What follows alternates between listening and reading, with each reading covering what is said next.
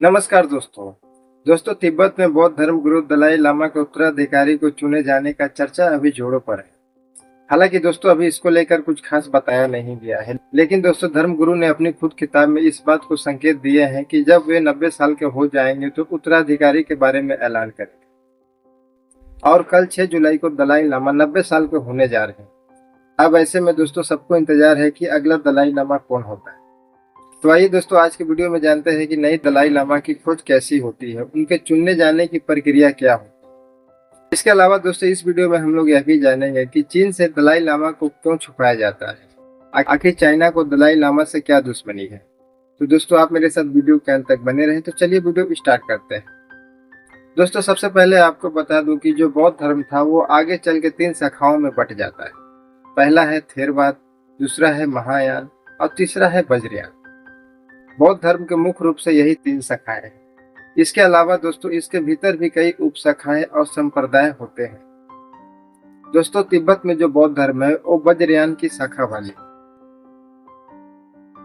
दोस्तों दलाई लामा शब्द की बात करें तो यह 2 शब्द से मिलकर बना है। दलाई का मतलब होता है सागर और लामा का मतलब होता है शिक्षक। इस तरह से दोस्तों दलाई लामा का अर्थ है ज्ञान का सागर।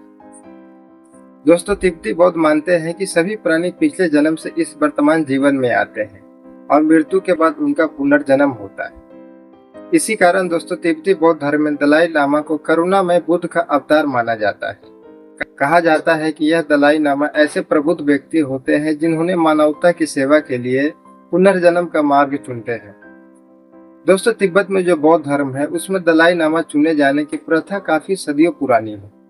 यह परंपरा पुनर्जन्म पर आधारित है। तिब्बत में दोस्तों ऐसा माना जाता है कि दलाई लामा दोबारा जन्म लेते हैं और एक नया रूप धारण करके अपना पद संभालते हैं। तिब्बत के जो बौद्ध धर्म के लोग हैं वो ऐसा मानते हैं कि दलाई लामा एक ऐसे व्यक्ति का मानवीय रूप है जिन्होंने निवारण प्राप्त कर लिया है, यानी जीवन मृत्यु और पीड़ा के चक्र से मुक्त हो गए हैं, लेकिन वह अन्य प्राणियों की करुणा के लिए पृथ्वी पर रह रहे हैं, यानी मानवता की भलाई करने के लिए वे पुनर्जन्म लेते हैं। दोस्तों तिब्बत में ऐसी मान्यता है कि दलाई लामा की मृत्यु के 9 महीने बाद जन्मे बच्चे को खोजा जाता है। या कभी कभी ऐसा भी होता है कि दलाई लामा अपनी मौत के पहले कुछ संकेत देते हैं और उसी के मदद से नई दलाई लामा की खोज होती है। दोस्तों नई दलाई लामा की खोज कई सालों तक चल सकती है। आमतौर पे दोस्तों होता यह है कि जो नई दलाई लामा होते हैं उन्हें पुराने दलाई लामा की कुछ चीजों को दिखाई जाती है, जिनको पहचानने वाले बच्चों को ही नई दलाई लामा बनाया जाता है। और दोस्तों ऐसा नहीं है कि कोई भी नए दलाई लामा को खोज कर सकता है। दोस्तों इसके लिए बाकायदा एक संगठन बनाया गया है और यह संगठन हिमाचल प्रदेश के धर्मशाला में है। इसका नाम है गार्डन फोड्रंग फाउंडेशन। दोस्तों इस फाउंडेशन के जो अधिकारी होते हैं इनको ही दलाई लामा का उत्तराधिकारी खोजने का अधिकार दिया गया है। आइए दोस्तों अब बात करते हैं कि किस किस आधार पर नई दलाई लामा की पहचान होती है। दोस्तों नई दलाई लामा बनाने के लिए जो बच्चे को सेलेक्ट किया जाता है उसे सेलेक्ट करने के बाद उसे शिक्षा दी जाती है। उसके बाद फिर उसकी परीक्षा ली जाती है।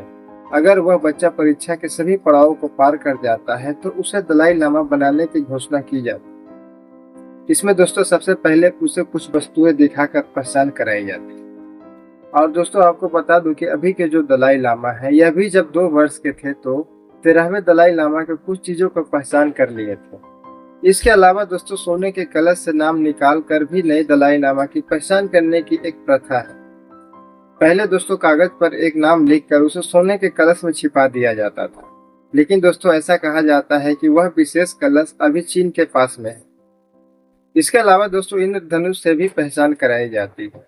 कहा जाता है कि 1958 के जब 8वें दलाई लामा हुए थे तो उनकी पहचान इंद्रधनुष से हुई थी। ऐसा मान्यता है कि आसमान में बने इंद्रधनुष ने 8वें दलाई लामा की मां को छुआ था। इसके बाद 8वें दलाई लामा कमल ध्यान करने की स्थिति में बैठने की कोशिश करने लगे, इससे उनकी पहचान हुई थी। आइए दोस्तों अब बात करते हैं कि चीन से दलाई लामा को क्यों छुपाया जाता है। आखिर चाइना और दलाई लामा के बीच में दुश्मनी का क्या कारण। दोस्तों 1950 के दशक के आखिरी से ही चाइना और दलाई लामा के बीच में विवाद शुरू हुआ था, जो अभी भी खत्म नहीं हुआ। दोस्तों चीन कहता है कि दलाई लामा अलगाववादी होते हैं और उनको अपनी संप्रभुता के लिए खतरा मानते हैं।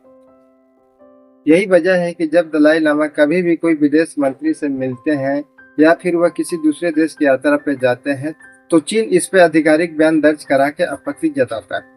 चीन का कहना है कि पुराने समय से ही दलाई लामा को चुने जाने का अधिकार उसके नेताओं के पास है। इसी परंपरा के जरिए सोने के कलश से भी संभावित नामों पर निकाला जाता है। लेकिन दोस्तों तिब्बत के लोगों को इस बात पर संदेह हो जाता है कि दलाई लामा के उत्तराधिकारी के चयन के नाम पर समुदाय अपना प्रभाव बढ़ाने के लिए चाइना की चाल। दोस्तों आज के वीडियो में बस इतना ही। फिर मिलते हैं किसी अगले वीडियो के साथ, तब तक के लिए नमस्कार।